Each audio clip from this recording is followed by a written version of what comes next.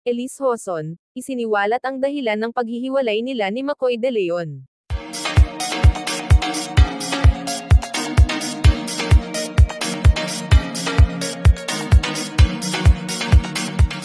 Sa isang eksklusibong panayam, isiniwalat ni Elise Hoson ang tunay na dahilan ng paghihiwalay nila ng dating partner na si McCoy De Leon.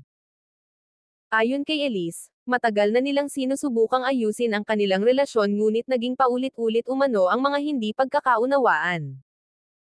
Isa sa mga pangunahing dahilan ay ang kawalan ng sapat na oras at komunikasyon na unti-unting sumire sa kanilang pagsasama. Inamin din ni Elise na may mga pagkukulang silang pareho na hindi na nila nagawang mapunan. Dagdag pa niya, dumating sila sa punto na mas nagdudulot na sila ng sakit sa isa't isa kaysa saya.